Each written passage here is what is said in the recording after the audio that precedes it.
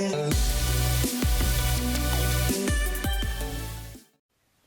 guys, so like I said, the rival flashlight grip is a fine accessory, but there's really no substitute for bespoke custom gear. So we're back at it again with the angled foregrip. Now, I'd like to review the red dot sight by Rival. Same price point, still very reasonable, pretty affordable, but it has to do a better job of the Chinaland sight that's also a red dot because they cost about the same. Now this one is also die cast. It says that it's fully adjustable and it has an anti-reflective lens. Now the picture has been enhanced to show this red dot, but it should be using the same sort of cam lock sort of quick release system, which is popular with both airsofters and real steel like. But that's kind of dishonest. On the package, it's black, which would match everything.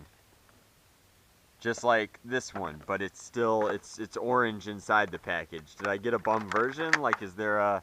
Are they normally black and I just got the wrong one? I don't know. So you can choose which direction you'd like this to go on, but we're just going to do it traditionally. I mean that you could sand this out and you could have it attached either on the left or the right side.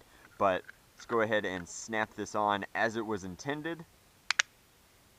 And then same sort of cam locking mechanism there where you don't need any screws or anything that really lock it onto the rails. Now, we are going to need some AAA batteries here. They will go in the front. So I guess the orange is kind of nice because it does imply that this is a toy, which it is.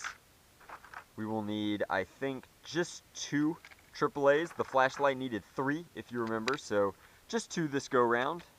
This is also a die-cast metal piece. The entire body, everything but the attachment piece, seems to be die-cast. That's kind of quality. It's actually nicer than the Chinaland one in a lot of ways. Now we've got adjustability here. This is forward and then back, so really only 1,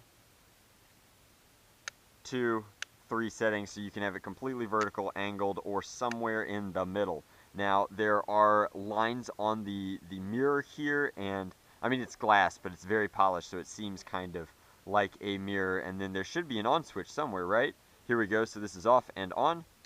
On we get our red dot, and we'll have to really work to get that projection to show up in the screen, I guess. But let's lock it onto our Chaos first, just because I'd like to know practically how this works. Is there any point in having the flip-up sight? Nope, it won't even reach. So it also raises your optics a little bit as well, but you can see, hopefully you guys can see looking through there, that we are getting a red dot. Now, this is about as nice as the Chinese ones that I've used in the past. You also get a reflection of this one, so I'm not entirely sure what it's going to take to adjust this. There are 5 different settings. That's my bad, guys. So a little bit of fooling with it improves your sight picture. It's actually so shiny that the reflection is making it harder to... There we go. Alright, so I've got it right where I want it, and I think that we're even. So let's see. Now, the big problem with optics like this is that Nerf blasters aren't actually accurate enough to make the optics usable or useful for that matter. But we've got our magazine loaded in, and we're lined up along our red dot and firing. So if this is good, they should all hit right around the middle post there on the fence. Okay, so now we can adjust for where they actually went.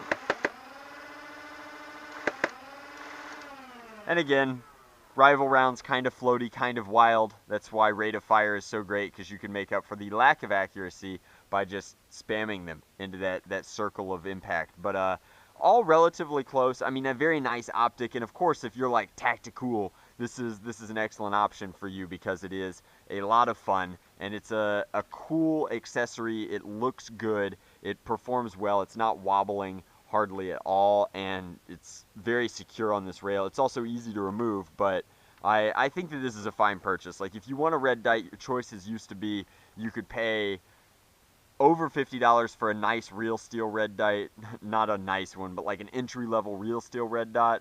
You could pay over $100, $200 for like a really good one, or you could pay $15 for the cheap Chinese ones that are kind of fragile and much smaller and don't look as good in my opinion.